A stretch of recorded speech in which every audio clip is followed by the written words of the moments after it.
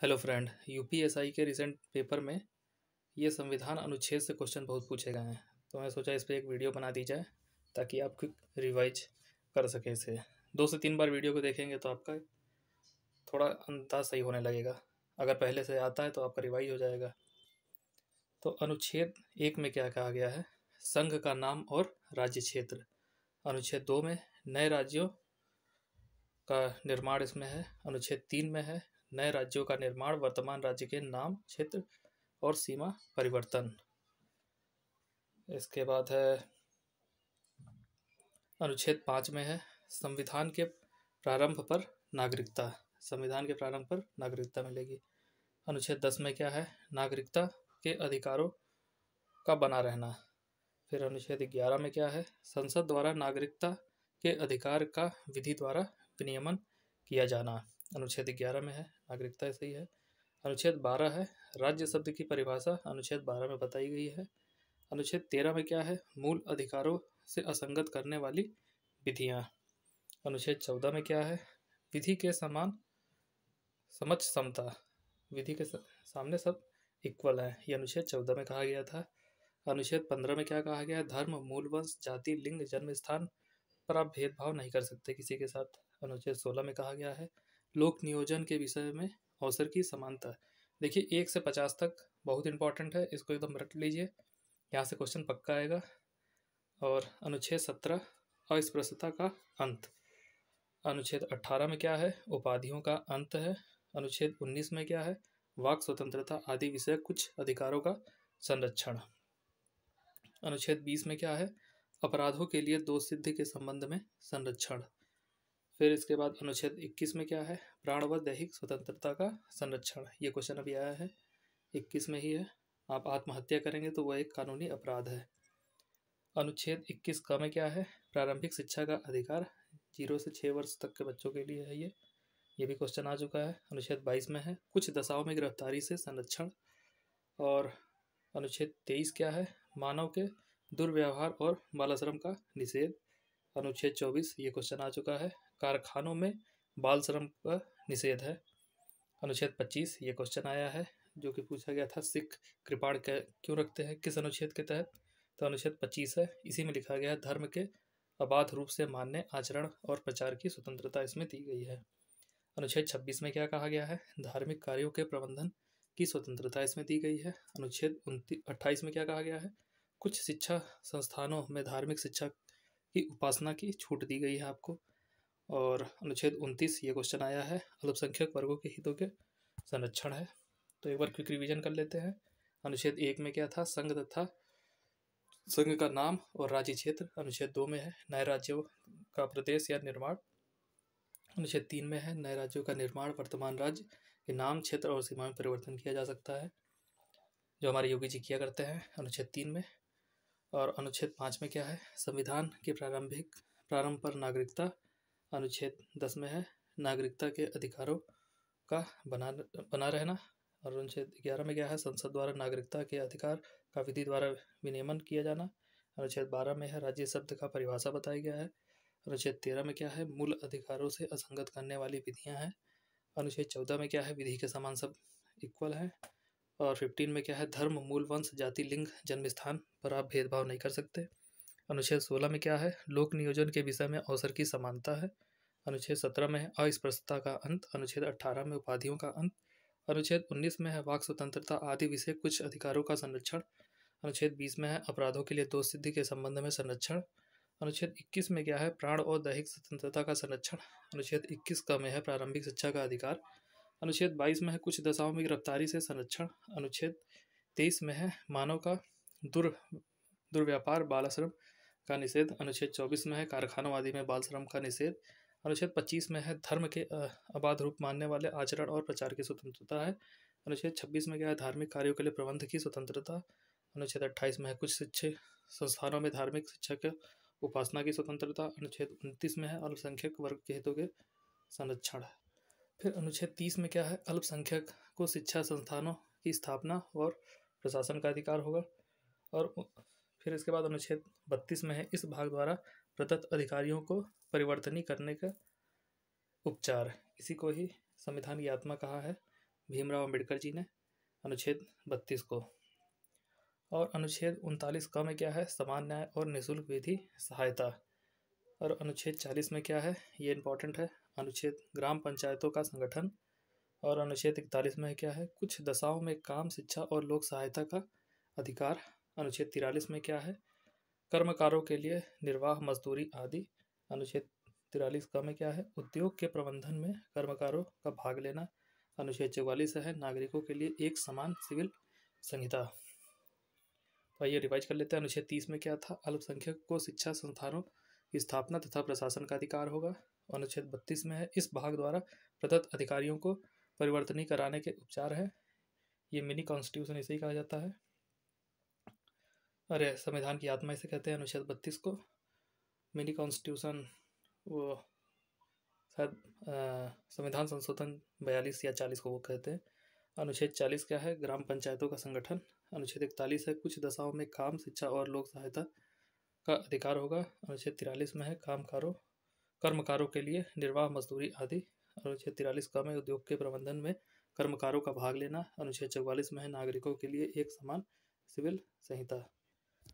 अब अनुच्छेद 45 में क्या है, बालकों के लिए निःशुल्क और अनिवार्य शिक्षा का उपबंध है। अनुच्छेद 45 में कहा गया है। फिर अनुच्छेद 46, ये इंपॉर्टेंट है, SC ST व अन्य दुर्बल वर्ग के शिक्षा संबंधित हितों की अभिवृद्धि है इसमें। अनुच्छेद 48, ये इंपॉर्टेंट है, कृषि और पशुपालन का संगठन। अनुच्छेद 48 क में क्या है, पर्यावरण का संरक्षण। ये बहुत ज़्यादा इंपॉर्टेंट है, 48 का ये क्वेश्चन पूछा है। अनुच्छेद 50, ये तो वेरी इंपॉर्टेंट, ये 2 बार क्वेश्चन आ चुका है, कार्यपालिका से न्यायपालिका का पृथक्करण। अनुच्छेद 50, इसको आप याद रखिएगा। और अनुच्छेद 51 है, अंतर्राष्ट्रीय शांति और सुरक्षा। अंतर्राष्ट्रीय शांति और सुरक्षा अनुच्छेद 51 में है। अनुच्छेद 52 में है, भारत का एक राष्ट्रपति होगा। और अनुच्छेद 53 में है, संघ की कार्यपालिका शक्ति। अनुच्छेद 54 में है, राष्ट्रपति का निर्वाचन। अनुच्छेद 55 में है, राष्ट्रपति के निर्वाचन की रीति। अनुच्छेद 56 में है, राष्ट्रपति की पदाविधि। अनुच्छेद 57 में है, पुनः निर्वाचन के लिए पात्रता। और अनुच्छेद 58 में है, राष्ट्रपति निर्वाचित होने के लिए अर्हताएं क्या है उनकी। अनुच्छेद 60 में क्या है, राष्ट्रपति द्वारा शपथ या प्रतिज्ञान। अब सबसे इम्पोर्टेंट आ रहा है अनुच्छेद 61, इसको आप मोस्ट इम्पॉर्टेंट है ये, इसको आप पक्का याद कर लीजिए। राष्ट्रपति पर महाभियोग किस अनुच्छेद के तहत लगाया जाता है, अनुच्छेद है 61, ये भी क्वेश्चन आ चुका है। अनुच्छेद 63 क्या है, भारत का उपराष्ट्रपति, राष्ट्रपति के बाद अब उपराष्ट्रपति 63 में कहा गया है। फिर 64 में कहा गया है, उपराष्ट्रपति राज्यसभा का प्रदेश सभापति होगा। फिर अनुच्छेद 66 में क्या है, उपराष्ट्रपति का निर्वाचन। फिर 69 में है, उपराष्ट्रपति का शपथ। अनुच्छेद 72 में क्या है, राष्ट्रपति की शक्ति जिसमें क्षमादान शामिल है। और अनुच्छेद 73 में है, संघ तथा कार्यपालिका की शक्ति का विस्तार, अनुच्छेद 73 में है। अनुच्छेद 74 में क्या है, राष्ट्रपति को सहायता और सलाह के लिए मंत्रिपरिषद। अनुच्छेद 75 में क्या रखा है, मंत्रियों के बारे में अन्य उपबंध, अनुच्छेद 75 में है ये। अनुच्छेद 76 में है, भारत का एक महान्यायवादी, ये इंपॉर्टेंट क्वेश्चन है, ये 2 बार आ गया है। भारत का महान्यायवादी किस अनुच्छेद में है, तो वो है अनुच्छेद 76 में। फिर अनुच्छेद 78 आ गया है, राष्ट्रपति को जानकारी देने के संबंध में प्रधानमंत्री के कर्तव्य क्या हैं, ये अनुच्छेद 78 में लिखा गया है। फिर उसके बाद 3 अनुच्छेद सरला, स से हो गया संसद, र से हो गया राज्यसभा, ल से हो गया लोकसभा। संसद होता है 79 पे, राज्यसभा होता है 80 पे, और लोकसभा होता है 81 पे। फिर अनुच्छेद 83, संसद के सदनों की अवधि कितनी कितनी होगी, ये बताया गया है 83 में। अनुच्छेद 84 में बताया गया है, संसद की सदस्यता के लिए अर्हताएं क्या हैं, वो बताया गया है।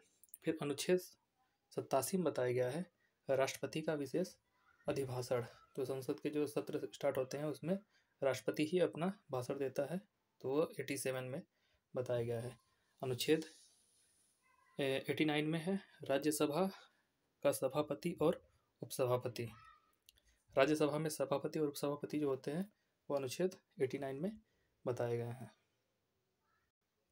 फिर इसके बाद आता है अनुच्छेद 97, इसमें सभापति, उपसभापति तथा अध्यक्ष के वेतन और भत्ते के बारे में बताया गया है।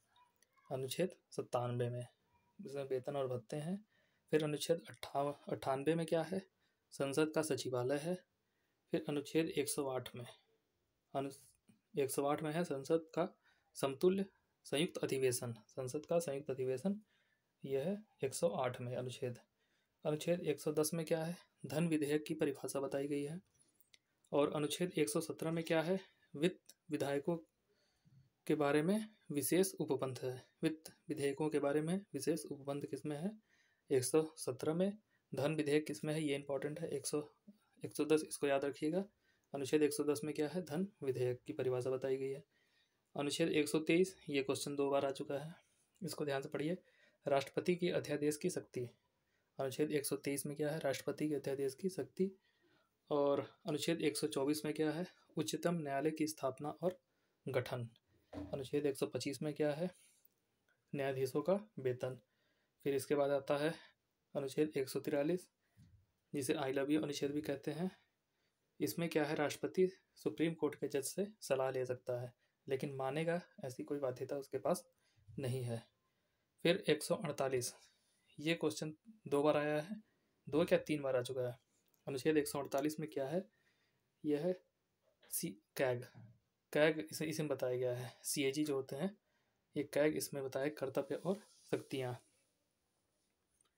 और अनुच्छेद 153 में क्या है, बताया गया राज्यों का एक राज्यपाल होगा। और इसके बाद 59 में सीधे राज्यपाल का शपथ क्या होता है। फिर 161 में ही राज्यपाल को शक्ति दी गई है कि वो भी कुछ मामलों में क्षमा आदि दे सकता है, लेकिन सैनिक मामलों में राष्ट्रपति दे सकता है, राज्यपाल के पास वो नहीं होता है। सैनिक मामले जितने भी हैं उसमें राष्ट्रपति दे सकता है, लेकिन राज्यपाल नहीं दे सकते। तो 163 में क्या है, राज्यपाल की सहायता के लिए मंत्री परिषद, 163 में हो गया। अब 165 है, ये भी इंपॉर्टेंट क्वेश्चन है। अनुच्छेद 165 क्या है, राज्य का महाधिवक्ता, राज्य का महाधिवक्ता, ये 165 में है। 170 में क्या है, विधानसभाओं की संरचना। फिर 171 में है विधान परिषद की संरचना। फिर 214 में क्या है, राज्यों के लिए एक उच्चतम न्यायालय होगा। फिर इसके बाद आते हैं, ये इंपॉर्टेंट है, अनुच्छेद 243, इसके भी 5 भाग हैं।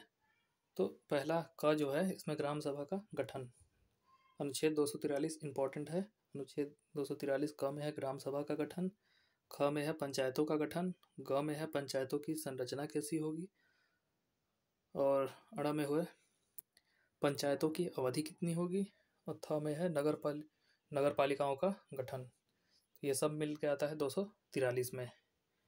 और अनुच्छेद 244, ये भी इम्पोर्टेंट है, अनुसूचित क्षेत्र और जनजाति क्षेत्रों का प्रशासन, इसमें लिखा गया अनुच्छेद 244 में। अनुच्छेद 262 में क्या है, अंतर्राज्यीय नदियों तथा नदी दोनों के जल के विवाद, जितना भी है, ये 2 राज्यों के बीच जो नदी होती है, जब उसके जल का विवाद होता है, कावेरी वावेरी का भी आप सुन चुके होंगे, साउथ इंडिया में जो है, वो लिखा गया है 262 के। अनुच्छेद 262 में है ये जल विवाद वाला। और अनुच्छेद 266 में क्या है, भारत और राज्यों की संचित निधि और लोक लेखा, कुछ ऐसा है, भारत और राज्यों में संचित निधि और लोक लेखा। फिर अनुच्छेद 267 में 267 में आकस्मिक निधि है। फिर अनुच्छेद 280, ये इंपॉर्टेंट है, इसी में है वित्त आयोग। अनुच्छेद 280 में है वित्त आयोग। अनुच्छेद 315 में क्या है, संघ और राज्य के लिए लोक सेवा आयोग। ये अच्छा, ये इंपॉर्टेंट है, अनुच्छेद 315, संघ और राज्य के लिए लोक सेवा आयोग। फिर अनुच्छेद आ जाते हैं 30 पे। अनुच्छेद 330 में क्या है, लोकसभा में SC ST के लिए स्थानों का आरक्षण। ये इंपॉर्टेंट है, 330 और 332 दोनों इंपॉर्टेंट है।